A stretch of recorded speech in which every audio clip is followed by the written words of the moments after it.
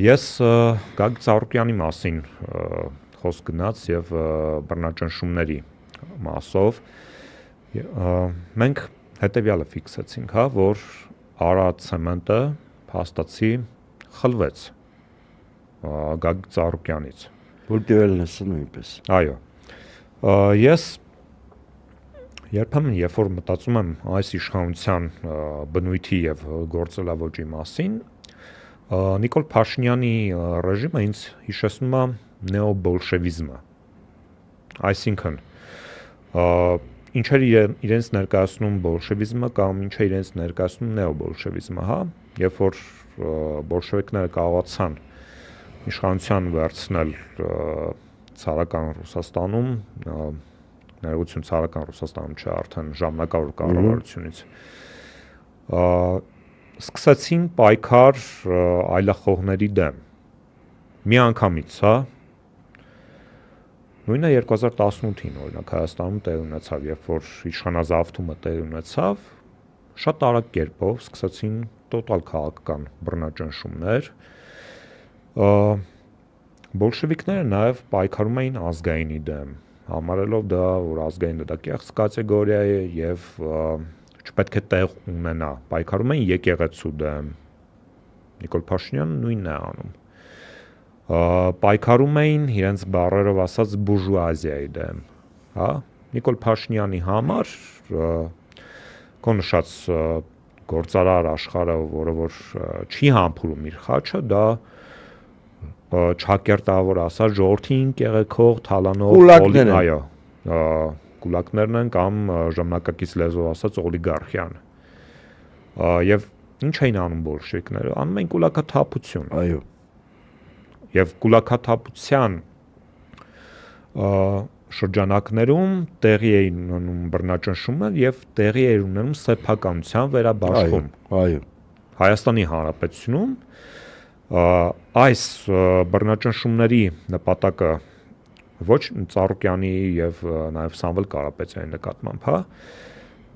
ոչ միայն քաղաքական ընդդիմախոսներին ճնշելն է,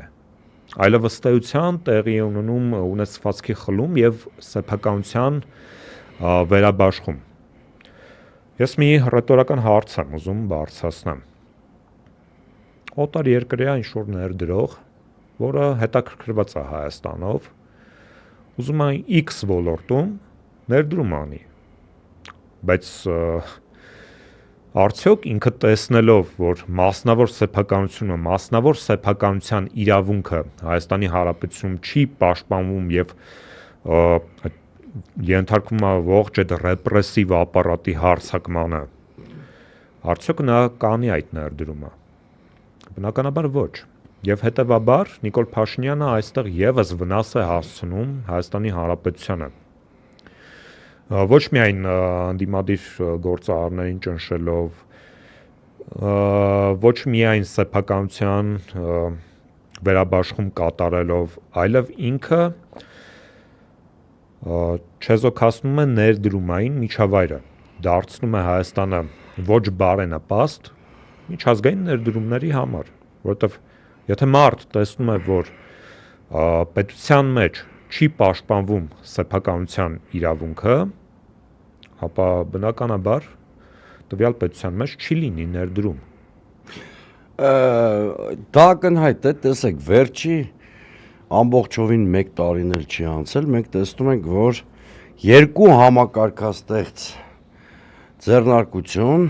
բանդիտական եղանակներով ըստ էության խլվեց սեփականատերերից։ Խոսքը հեցի մասին է, դա պետական ռեկետ է, հեցը եւ ուրեմն Արարատ ցեմենտը։ Սրանից հետո ենթադրել, որ երկիրը իմիջ կունենա մի հատ էլ ներդրումներ կլինեն, կներեք, դա նշանակում է կտրված լինել իրականությունից։ Մի քանի խնդիրներ ա Նիկոլ Փաշինյանը առաջացրել, նախ բոլորից պարզ է, չէ, որ միջազգային արբիտրաժում շատ մեծ հավանականությամբ, որովհետև պարոն Կարապետյանը արդեն դիմել է, պարոն Ծառուկյանի փաստաբանական խումբն էլ հայտարարեց, որ պատրաստվում է դիմել, շատ ակնհայտ է, չէ, որ միջազգային դատական ակցիաներում, արբիտրաժում եւ այլն մեծ հավանականությամբ քանի որ բանդիտական ակտ է տեղի ունեցել, թե Ծառուկյանը, թե Կարապետյանը հաղթելու են եւ Հայաստանի բյուջեն ստիպված է լինելու շատ մեծ դույժեր վճարել այս մարդկանց էլի հարկատուների հաշվին։ Բայց միջև նույնիսկ այդ փուլին հասնելը ներդրումային միջավայր է։ Գիտեք, ես մի հատ օրինակ բերեմ։ Օրերս հայտի դարձավ, որ Սաուդյան Արաբիայի խոշոր ներդրումային կամպանիաներից մեկը Վրաստանում մեգանախագծեր իրականացնելու նպատակով 6 միլիարդ դոլարին ամերիկյան դոլարի ներդրում է պատրաստվում անել մեր հարևան երկրում, ինչի համար իհարկե շատ ուրախ եմ,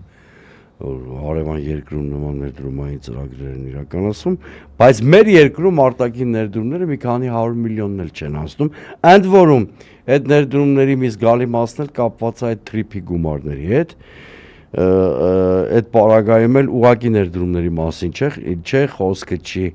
ինչ-որ գումարներ են տալիս, բոնուս են տալիս մեր իշխանության սահմանափակման դիմաց, իսկ դրանք են ներդրումները չեն, որոնք մենք երազում ենք կամ սպասենք։ Մյուսը, որի մասին ես անպայման հիշում ես 18 թվականի իշխանազավթումից հետո, երբ ասում էին ներդրումները հեսա 100-ավոր միլիոնավոր դոլարներով հոսելու են Հայաստան։ Հա, նույնիսկ մի հատ ուրիշ բան էլ եմ հիշում, որ շատ փողեր օրինակ Եվրամիությունից Նիկոլ Փաշինյանը ակնկալում,